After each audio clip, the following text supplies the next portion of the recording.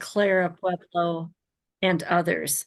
And so I will just invite you to place your feet on the ground and your breathing in this moment of spring in the place wherever you are. And I'm going to name my place with the Tiwa peoples, but you might in your own way just place where you're at and those people who are the holders of the sacred lands there. Everyone here is walking, living, and breathing within the sacred lands of Tiwa peoples. Let us fully acknowledge where we are and give thanks for living mountains, valleys, and waters, which sustain our lives and form the Tiwa ancestral homelands and those of land-based peoples. Let us ground our activities this evening in awareness of where we are, and may the mannerisms of the Tiwa peoples enter our lives and fill us with gratitude, love, care, and respect for all that is shared between us and all beings.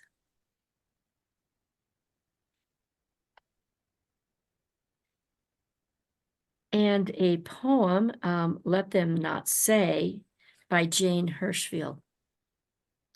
Let them not say, we did not see it, we saw. Let them not say, we did not hear it, we heard. Let them not say, they did not taste it, we ate and we trembled. Let them not say, it was not spoken, not written. We spoke, we witnessed with voices and hands. Let them not say they did nothing. We did not enough. Let them say, as they must say something, a kerosene beauty it burned. Let them say we warmed ourselves by it, read by its light, praised, and it burned.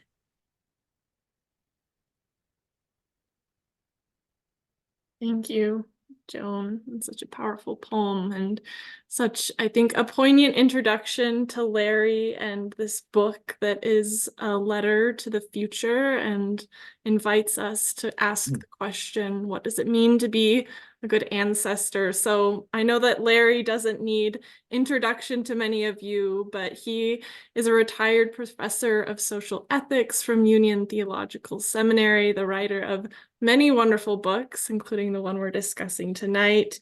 He is the recipient of many awards, including the Lifetime Achievement Award from the Society of Christian Ethics.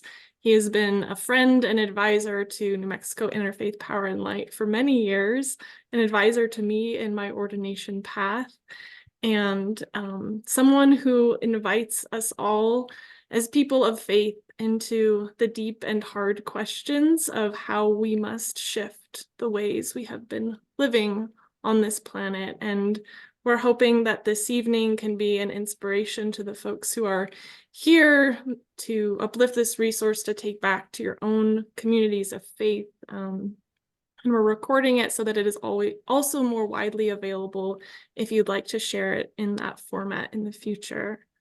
So without further ado, let's hear from Larry, and we're so grateful that you are here with us tonight. Yeah, thank you. And thank you to Joan, not only for that powerful poem, but also for endorsing the book. I appreciated that, Joan, and to Clara for actually organizing the launch of The Planet You Inherit at Yale. And I have to tell you a fine story about that. Our daughter-in-law is from Colombia, and her English is fluent and even colloquial, but once in a while, something Spanish will slip into the English. And she was, there was a launch at Harvard for The Planet You Inherit that Terry Tempest Williams, who wrote the foreword and for whom I am grateful, organized.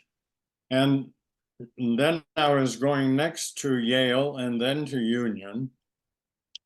And Lena said to the grandsons who are recipients of the letter. Now, first you need to know that most of you know already, the Y in Spanish is pronounced as a J in English. And Lena said, boys, Grandpa's been at Harvard. Now he's going to jail.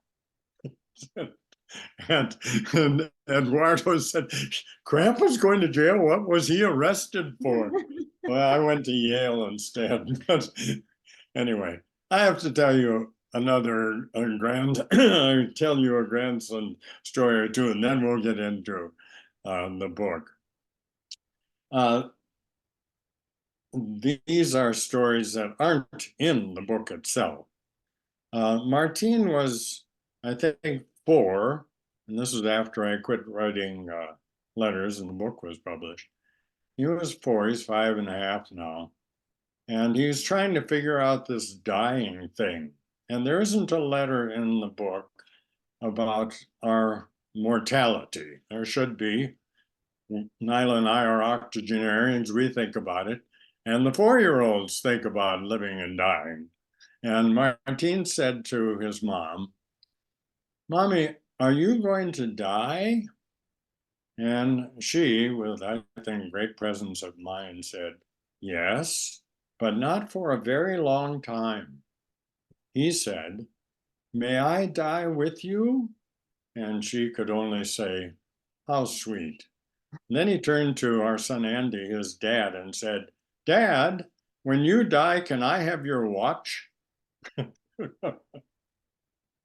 Well, the book grew out of the fact that Nyla and I are octogenarians, and the grandsons. There are actually 7 grandkids to whom the book is dedicated, but 5 of them are bonus grandkids, not our biological grandkids, but others who call us Grandma and Grandpa.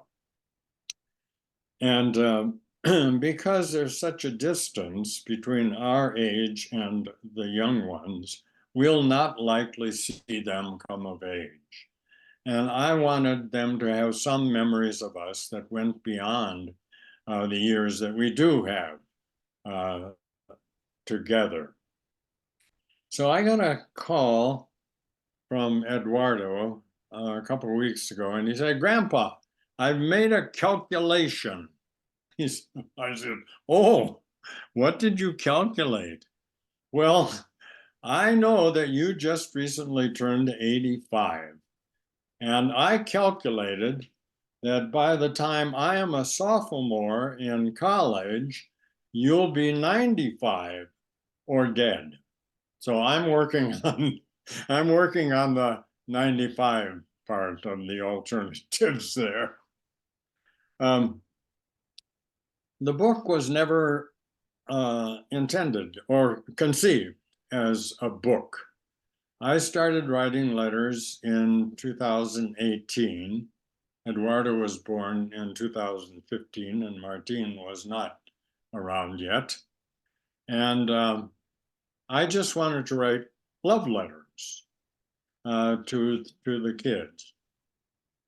And then I exchanged writings with a friend of mine here in Santa Fe, Wes Granberg Michelson. And Wes replied to a couple of the letters by saying, can we have breakfast together with acquisitions editor, Lil Copen, who lives here in Santa Fe? I said, sure, why not? And the book grew out of that, but it was never a book conceived of as a book. There are, in retrospect, some major themes.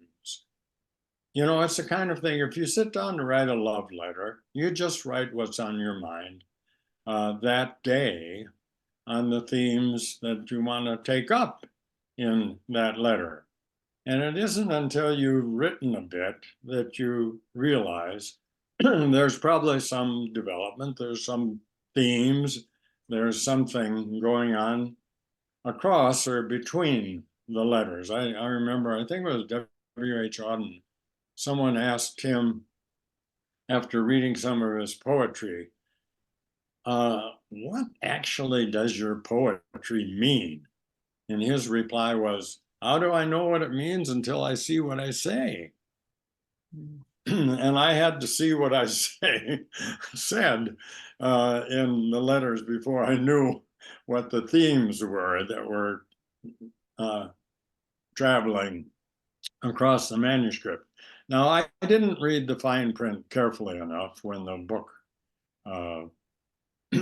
contract came from Broadleaf Books.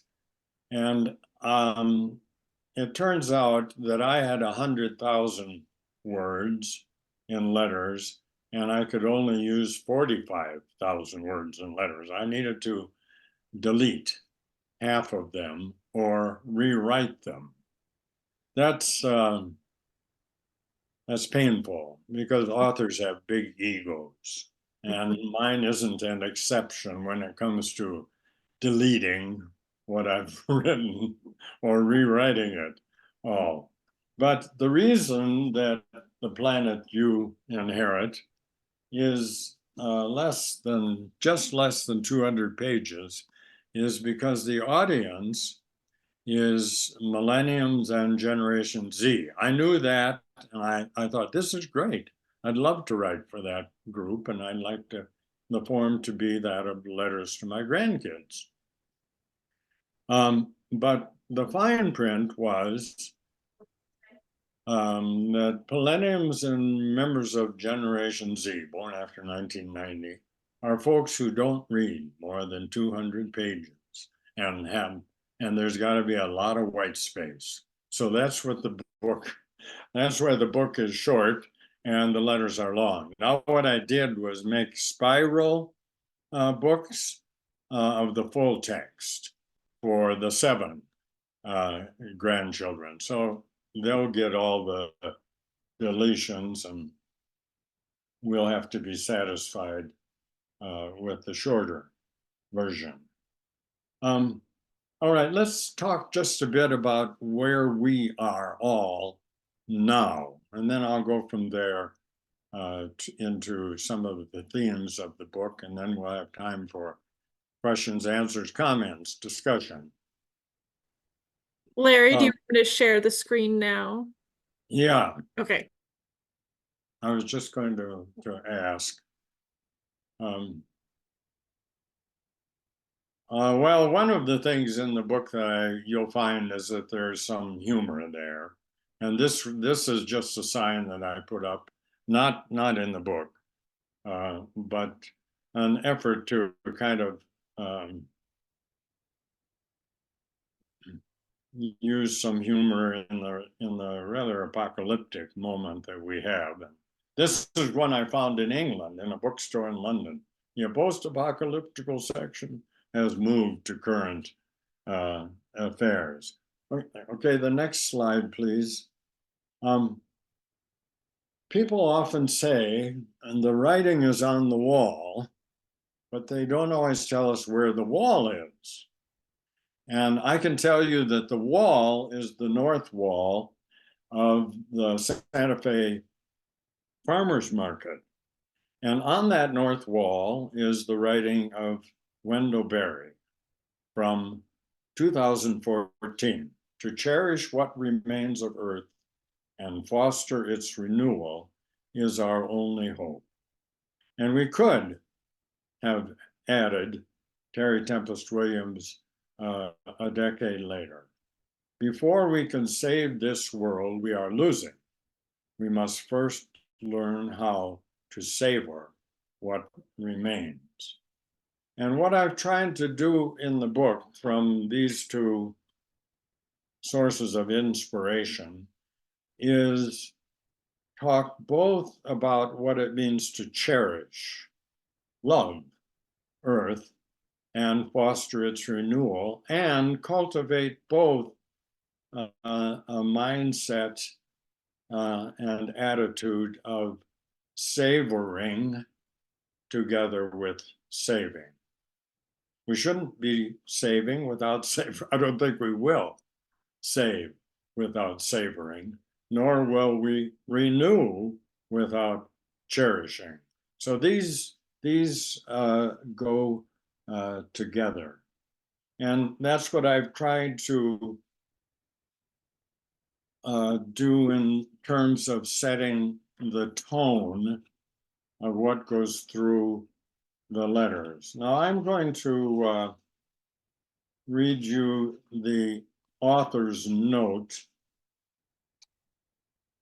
in the book because in addition to try to establish a tone of both cherishing and renewal, saving and savoring, the book is actually framed by two geological epochs, because I claim that the kids, the grandkids, are Anthropocene kids and climate kids, whereas Nyla and I and our generation and the generation that you are a part of, most of you, are Holocene folks. So here's the author's note. I knew my grandchildren confronted the harrowing challenge of moving from industrial to ecological civilization. The Great Transition, it's called, epic times. I was ready for that, but my pen was startled to discover a truth that's taken us by stealth. That for the first time ever, humanity's become a geological force. We've slid off the back end of one geological epoch, the Holocene, onto the front end of another, the Anthropocene, the age of the human. Thus, we face epoch times as well as epic times, and a further daunting transition. These transitions are the great work, that's a phrase from Thomas Berry, that awaits my grandchildren. Though they were never asked and didn't get a vote, remapping and remaking the world amidst uncertainty is their calling, as it is ours. Although their world cannot be ours and shouldn't be, I wanted to step back from an academic career teaching social ethics and just write love letters. Love letters that face what they face on a changed and changing planet. I'm certain the letters are urgent, not because the kids' grandparents are frail, but because their world is. So the book is framed by that shift of the impact of human beings being so great that we're actually creating a different geological epoch. Now, I have to say that this proposed epoch, the Anthropocene, has not been approved yet by the geologists as having happened. A number of them call it the Anthropocene event, but not an epoch. An epoch has to show that the impact is kind of written in stone, if you will. That is, it's a change that you can see globally in the crust of the earth. And the geologists, the committee on stratigraphy that makes these decisions, has not concluded that that has happened. I use it nonetheless, and I'll have to say this at every presentation after this, because it's very clear that humans have had such a deep imprint on Earth as to change most everything. We've changed the chemistry of the atmosphere. We've changed the chemistry of the ocean. We've altered the hydrosphere and cryosphere, that is water and ice. We're affecting the lithosphere, the crust of the earth, and we've just kind of almost shredded the biodiversity present in the community of life. So it's because human impact in this age of the human is so wide and so deep that the term Anthropocene is the proper one, age of the human, for what the grandkids and their generations are growing up with. Okay, Clara, let's see what the next one is here. Yeah, I haven't used this in the book either. It came up afterwards, but it struck me as appropriate to what I was trying to do. Our life is from Annie Dillard, Tinker Creek. Our life is a faint tracing on the surface of mystery. I can tell you as an old geezer, that seems to me powerfully true. Our life is a faint tracing on the surface of mystery. We must somehow take a wider view, look at the whole landscape, really see it, and try to describe what's going on there. Then we can at least wail the right question into the band of swaddling darkness. Or, if it comes to that, choir the proper praise.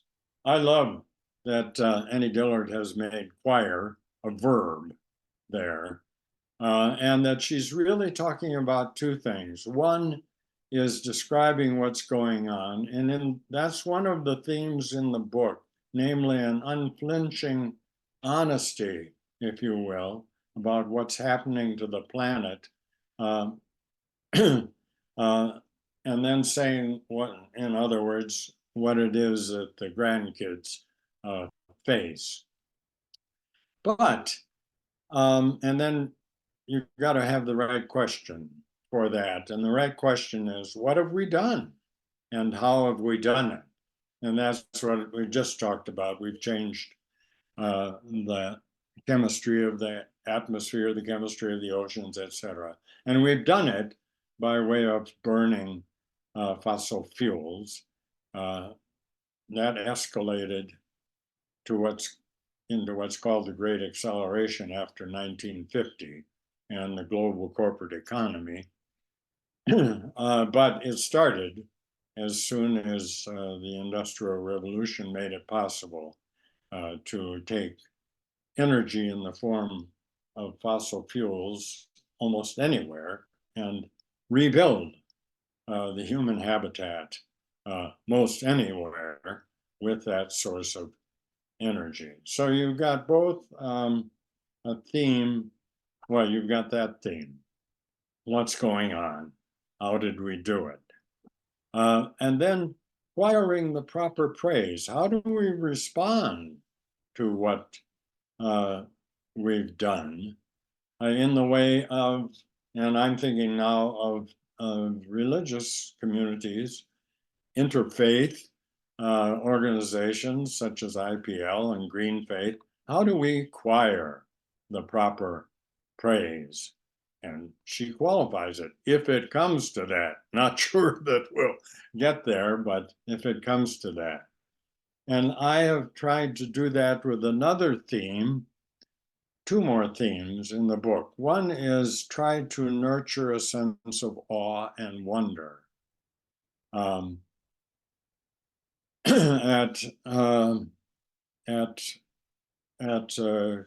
planetary creation, at cosmic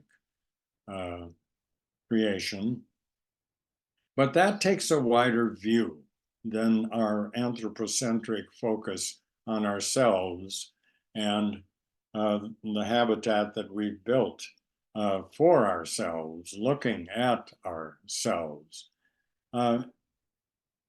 More and more, and even more than I've done in the book, it is the wisdom of indigenous peoples that already have the wider view. We tend to start with ego and try to get to eco. We start with the independent individual and we try to work creation care from that point. So we, in effect, ask the question, how does creation care fit into my life and my responsibility? But the wider view is to go from eco to ego, to go from creation to eventually who we are as human beings in the in that grand creation of gods. So there the question is, how do we fit in? Where is creation and how do we fit into it? Rather than where are we and how do we fit our lives into creation? It's a opposite. I spoke with a couple of indigenous elders. They say these two views, from ego to eco, from ego to eco, and from eco to ego, are incommensurable. I hope they're not. But we tend, with our settler consciousness and on this end of conquest and colonization and Christianity and a consumerist economy, we tend to start with ego and our lifestyle, and then figure out how are we, how do we do creation care? Where if you start with creation and ask the question, how do we fit into it in ways that are relationships of mutuality and reciprocity, where we're a companion species and not a dominant species, then you got a different point of view. All right. So the third theme in the book, first was radical realism or unflinching honesty, and the second one is nurturing wonder and awe, and immersing ourselves in the creation as a way to a wider view. The third is meaning and vocation. You could just scroll to the next slide.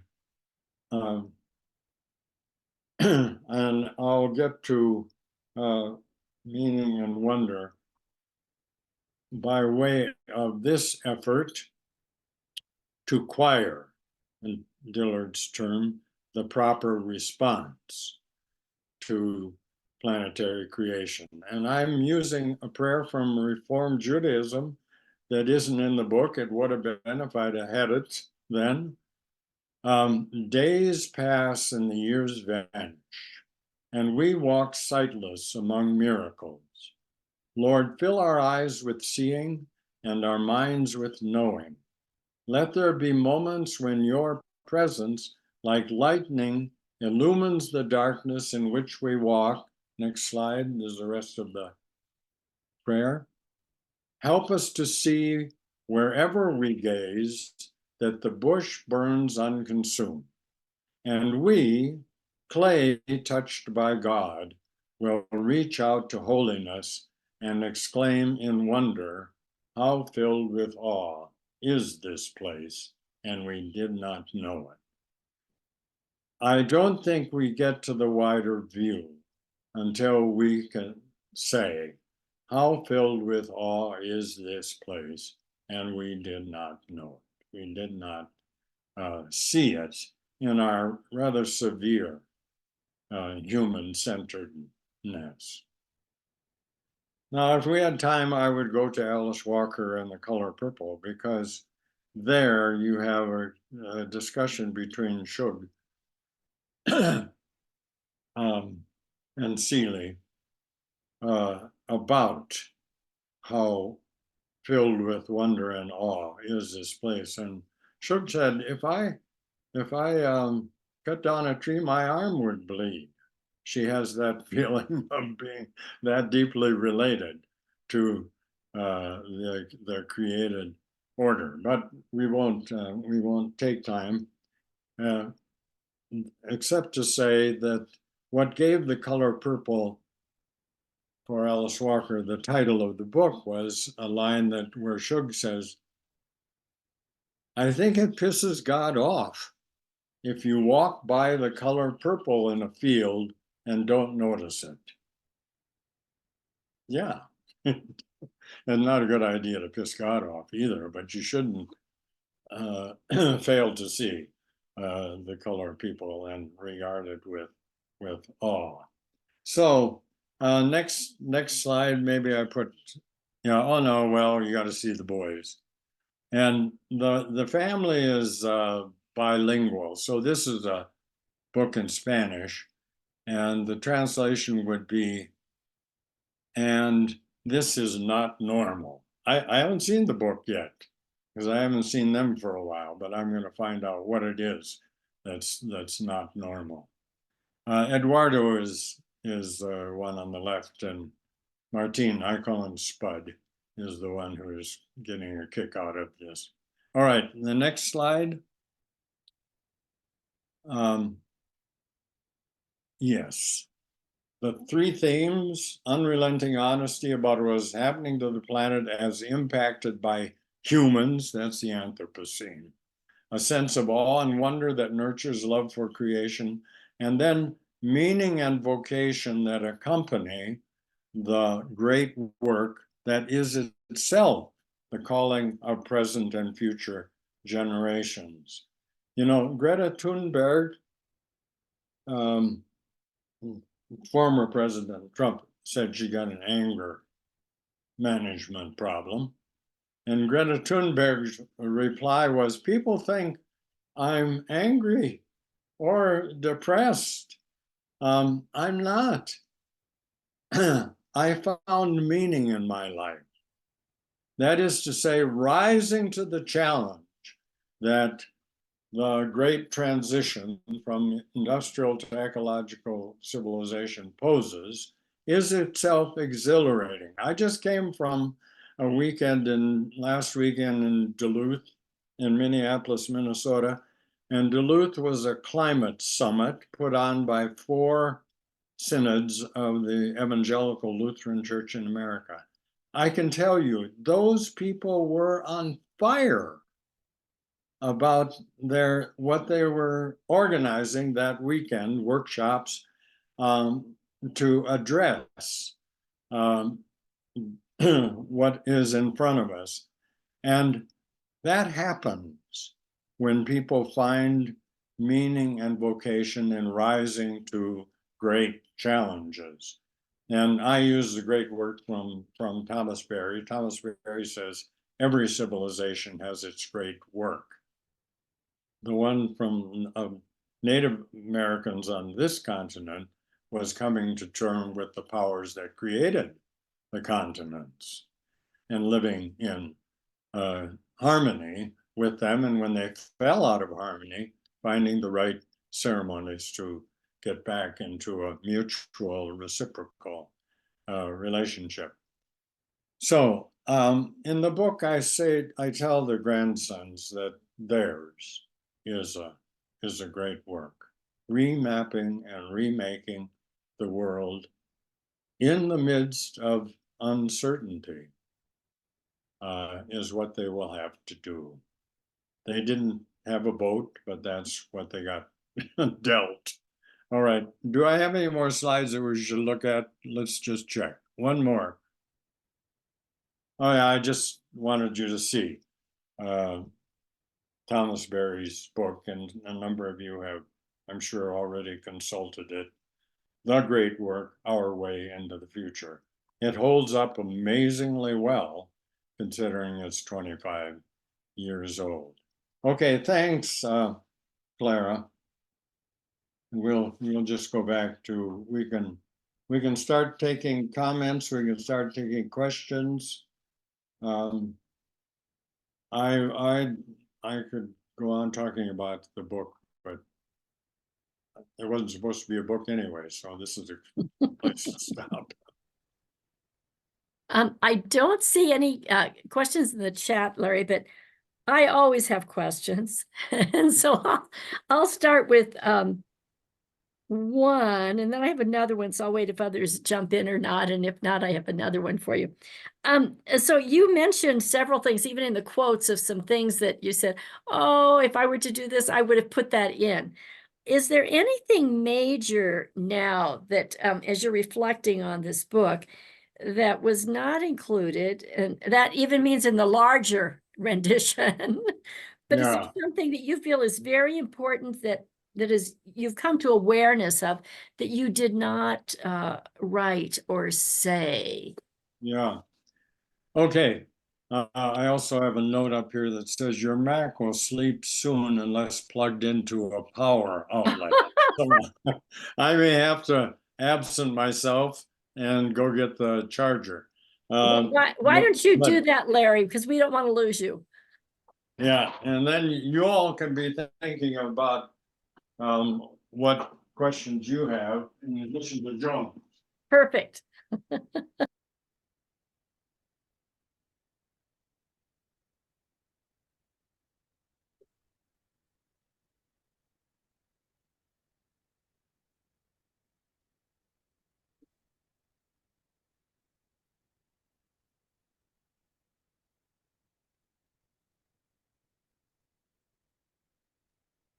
Thank you for the question in the chat, and I just want to make sure everybody feel welcome to share their questions that way, or we can also share them verbally.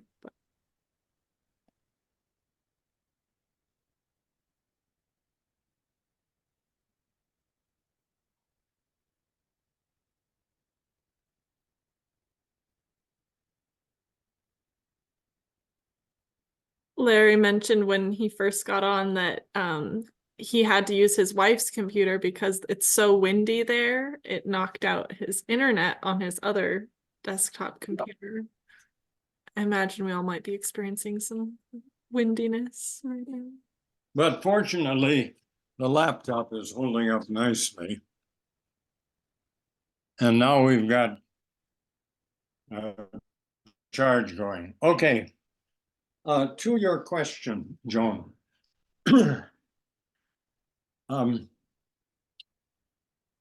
Something happened that we didn't really expect, but we're ecstatic about. Eduardo and Martine welcomed a baby sister, our first biological granddaughter, on the first day of spring. So now I have more letters to write. I can't just leave it with the boys. She gets the letter. She gets letters too. And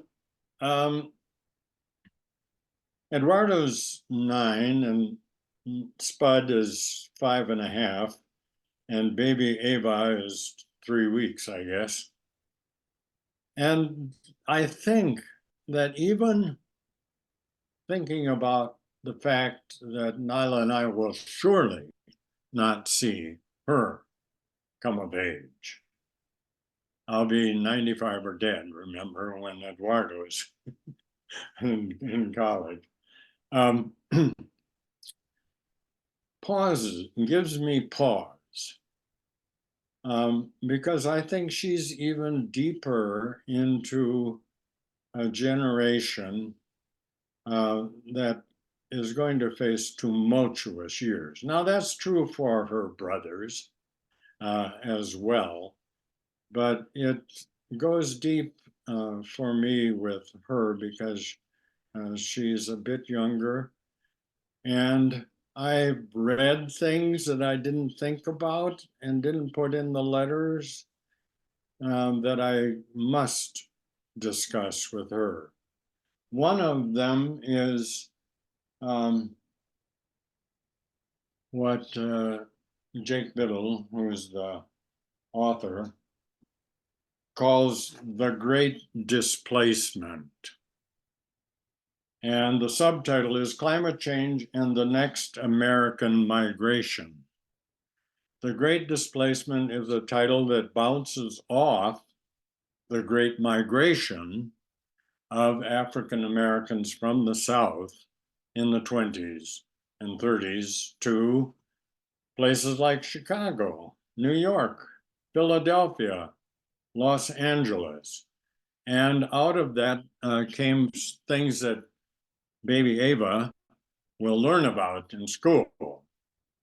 The Harlem Renaissance, gospel, the blues, the civil rights movement, all of these are children of the Great Migration. And the shape of Chicago and Philadelphia and New York and Los Angeles wouldn't be what it is apart from that Great Migration of the 20s and 30s. So, but what Jake Biddle is talking about is the great displacement of people in our climate impacted world. And I've seen, I don't know where people get these statistics, but I've seen statistics that estimate that perhaps as much as 1/3 of the human population will need to live somewhere else from where it is now because of the impact of climate system change. And not climate change, it's climate system change. It's changes in the systems that generate weather, not just changes in weather. It's the long-term patterns and how they're generated. Okay. So I've got to talk about the Great Displacement, Joan. And Thank I you. haven't talked about that. Thanks, Larry, and for bringing that book up. It's an excellent, I think, case studies actually, Yeah. for us to have in mind and to, think of as we go forward. There's another question here, and actually some beautiful comments from Carmen on congratulations on the Carmen and Mike, hi. new granddaughter, etc. But she has a question: how have the grandchildren and their parents responded to your book? Okay. Let me see if I can get the text here. I'm sure I can. When we had the book launch in at Union in New York, Eduardo, he was 7 then, decided he wanted to give a speech. Well, okay.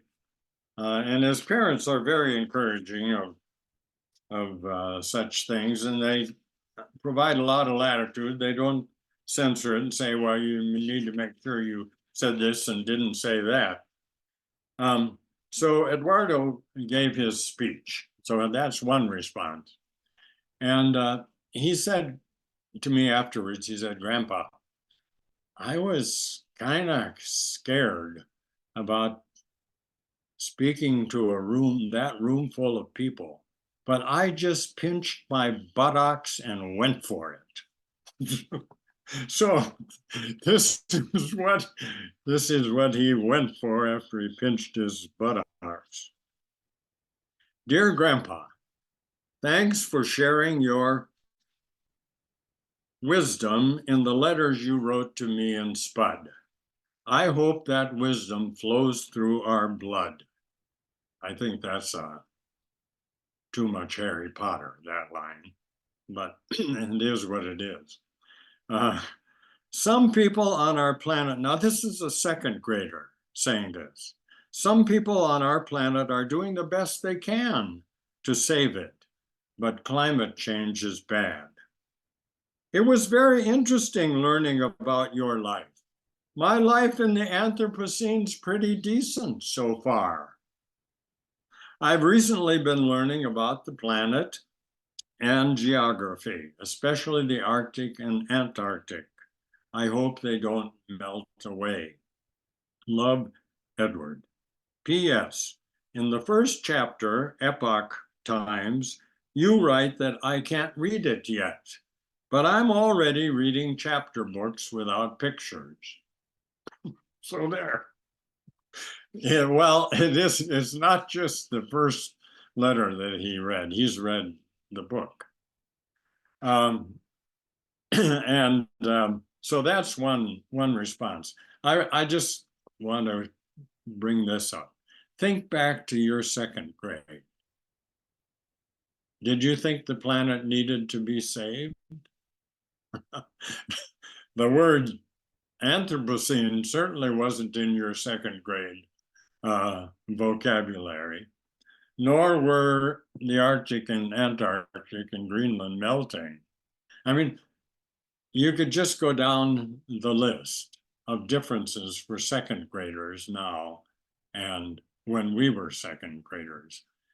That's because our planet is not their planet. Their planet is not, was not ours. All right, well, that's one response. The other response is just to say that I did, of course, send all of the letters to Andy and Lena, and they read them all and basically said they appreciated them, didn't have a lot of, didn't have changes that they recommended. They treasured the fact that the boys at that time, now Ava too, have these letters in the longer version as what they would call a treasure for their later perusal. Nyla, on the other hand, read them all, my wife, and had changes that have been incorporated. I think it's so dear that you did that together, Larry. That's lovely. Yeah. Larry Craig O'Hare said, can you share one or Yeah. two of the actual letters? I know they're a little long, but why don't you take that one, however you choose? Yeah. Okay, let me go to the very end. The letter that Clara, I kind of alluded to, is called Becoming Good Ancestors. And that isn't Nyla and I as good ancestors. Our time for being good ancestors is pretty well over. That's how are the boys to become, and their generation to become good ancestors. And I say, I can't really answer that question for you, but I can tell you what the elements are for a different way of life. And you will need to fashion a different way of life than the one your grandparents had. And then I tick off what those 5 elements are that go into a way of life. Cosmology, how we take in the world, process it, community, ethics, ritual, and the inner journey. So that's what that letter is about. But then I finish with the letter Leaving a Legacy. And I wrote this in April, April 2021. It's the last letter. So let me just read a little bit to you there. These, dear Eduardo, dear Martine, these are love letters from first to last. In the very first one, love bridges geological epochs. Spud hadn't made his grand entrance, so that letter's only to you, Eduardo. But you told us he was on his way, swimming in mommy's tummy. This one, to both of you, will end the same, with love bridging our world to yours. Despite that love, or because of it, writing has been wrenching in times. Why should you be saddled with a global civilizational challenge amid a geological shift in a no analog world? Unexpected crises made the letters difficult and deep enough that the planet's physical tumult and social chaos began to feel like the loss of worlds African and indigenous peoples have long experienced. Somehow, they had to survive loss of their civilizations and lands, only to begin again on alien terrain. While the world did not end, some worlds did. Their world did. Now that's reality for even more than the colonized. The outcome is a stack of uncharted challenges and the need for a different great work. If there's a humorous side, it's pogos. What we face, friends, are insurmountable opportunities. Insurmountable opportunities. What's the rigging for those? It includes radical honesty. I'll skip this part. I quote James Baldwin. Actually, I read James Baldwin again during COVID, and that's when I wrote most of these letters. And I'll just pick up on the end of that paragraph about radical honesty with the quote from Baldwin. Baldwin is right again. Not everything that is faced can be changed, but nothing can be changed until it is faced. This takes a toll, and the toll is greater, not less, when remaking the world is your calling and you love what you're doing. That's love's cruel side. Pain, loss, and responsibility are more poignant when you care. Don't push away the pain. Accept it. It's not there by accident. It's a life imperative. On the other side is healing and new resolve. President Barack and Michelle Obama were in Oslo in 2009 to receive the Nobel Peace Prize. The president was coming off a very difficult time in the White House, agonizing over ongoing wars in Iraq and Afghanistan. He would return to that and much more, not least an impasse on healthcare legislation and the Great Recession. As the Obamas were about to leave their hotel for the Nobel dinner, one of the American delegation knocked on the door, told them to look out the window. They opened the drapes, and there were several thousand people, each holding a candle, the traditional ritual of the city to salute the Peace Prize recipient. When the Obamas appeared, the crowd cheered wildly. Here, amid the president's preoccupation with agonies that wouldn't pause, was a pool of stars, held aloft by those who refused to give up on the idea that the world could be better. President Obama's response to himself was, "Whatever you do won't be enough." I heard their voices say, "Try anyway." Obama did not achieve everything he wanted to. Oddly, failure while trying anyway is a fine criterion. If what you want to do with your tombstone dash between your birth date and death date, if what you want to do with your tombstone dash isn't big enough to risk failure and multiple tries, some of which will fail, then your vision and goal are too humble, too shallow, too unworthy of your one and only precious life. So accept the wisdom that because remapping and remaking is civilizational work in a no analog world, whatever you do will not be enough. It cannot be. If nothing else, your lives, however long, will not be long enough. You belong to a vital transitional generation, but that's not the generation that slaps the final coat of paint on the wall or gets to spit polish shoes for the victory dance. Now, okay, I'm going to stop there, except for the last part from Graham and Nyla here. To think, I quote a canticle for Leibowitz. To sense your responsibility is wisdom. To think you can carry it alone is folly.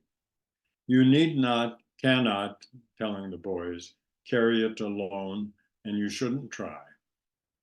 Through it all, don't forget the paradox you are. Our past shortcomings and mistakes, some of them doozies, are real. Blemished is who we are and who you will be too. yet magnificence is yours as well.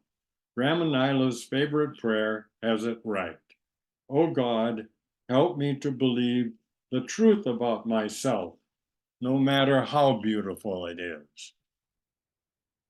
So that's a long response, but that's where the book pretty much ends.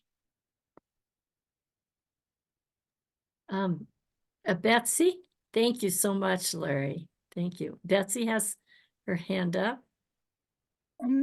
Despite the effects of historical trauma at the destruction of Native cultures, indigenous cultures,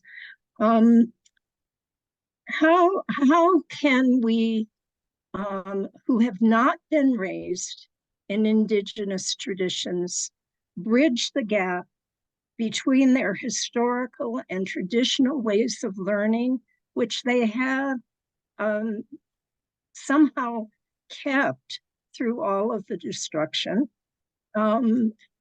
Because I've read that in Greg Cajete's book, Native Science. But Oh, yeah. yes, and reach this place of awe and wonder and an understanding of creation as profoundly sacred, because I think that is our one of the roots of our only hope of making some difference. Yeah, thank you. Well, you've also put your finger on what I didn't include enough of in the letters to the grandsons, but which I want to try to write in the letters to their sister, Ava. And I've used one text with four very, very different constituencies. And all of them said in the evaluations of the courses, this was their favorite book. It didn't matter whether it was at Union or at Yale and seminars on climate ethics, or a week at Cambridge University with Dr. Ministry students, or the class, a couple of classes in congregations. The text was Robin Wall Kimmerer, Braiding Sweetgrass. And it was everybody's favorite text of the choices that they had, which unfortunately one of them was my book too. It didn't rise to the top. But and in Braiding Sweetgrass, Robin Wall Kimmerer says, the task now is for the immigrant to become indigenous. And part of it is what Joan started with. How do we find ourselves at home in the places we are and relate to it and its life and its peoples and the peoples who have gone before here? How do we learn of them and their ways so that we who are immigrants or the descendants of, I mean, mostly European immigrants, do that? And you've seen such a surge lately in what you cited. We've got a surge in the materials of indigenous peoples, what those ceremonies were, what that history was that most white Americans don't even know about. 1691 rather than 1692. Or the surge in materials from African literature from African Americans who lost the lands and the civilization, the places sacred to them, and were forced to come here and kept alive the stories of their ancestors. So the responsibility falls on those of us of immigrant descent to have a profound theology and ethic of place, our place. Where are we? Whose was it? Who was here before? How did they live? How did they come to terms with it? All right, I'd welcome other people's comments to that because I haven't given it the thought that it needs. There is another question in the chat that's similar. John, do you want to read it, or do you want me to? Oh, go ahead. What thoughts do you have about how those of us who are settler descendants should be in right relation with our indigenous and African brothers and sisters? Yeah. Well, it's imperative. So we've got to seek out those relationships if we don't have them already, and learn from those folks. Now, fortunately, most of us live in, well, not so, I guess. I was going to say, this comes from having lived in Washington, D.C. and New York City most of my career. And so the presence of a diverse population was already there. I didn't need to go anywhere except to church on Sunday or to class at Union to be in the presence of people. My climate ethics class at Union had 18 members. There were 5 world religions and a native Hawaiian in that class. And about 6 different countries were represented, including a Buddhist monk from Nepal.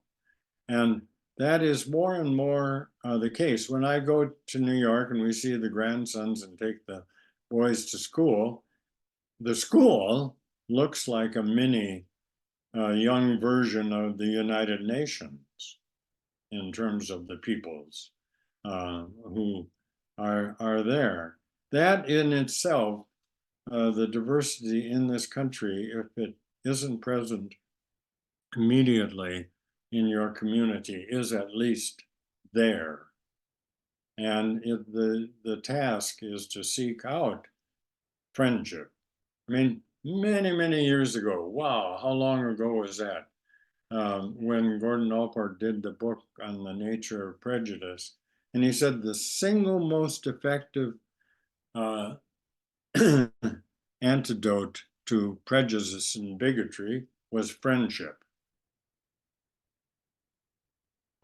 Making friends crosses the lines that need to be crossed. And if that isn't available to you right where you are now, it's certainly available to you by way of learning about where you are now and what it was before you were there.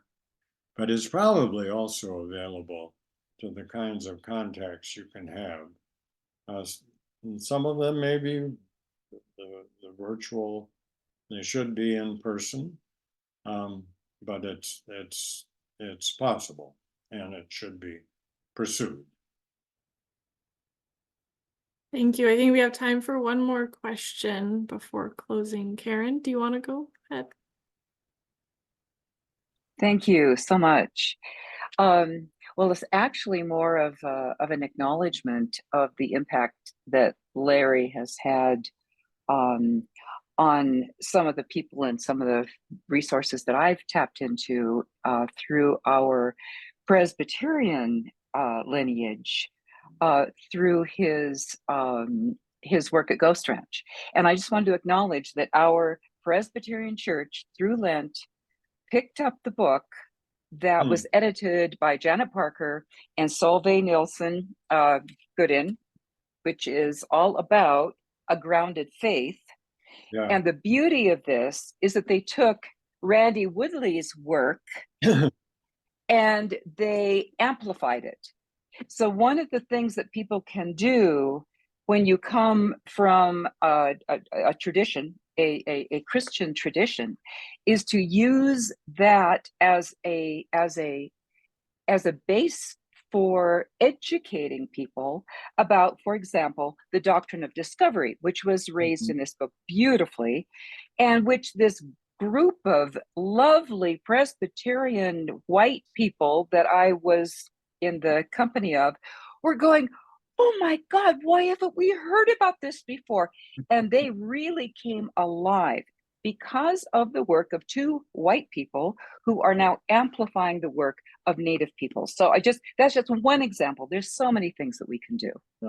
Good example. Janet, I don't know the other person. Janet Parker is a former student. I know Solveig too also. She kind of started the wild church movement down in the Portland area. Oh, did she? Yeah. Janet has become very good friends with Randy Woodley, and works with him. They work together on this as indigenous and immigrant consciousness all the time. It's a good example of the right kind of partnership. Yep.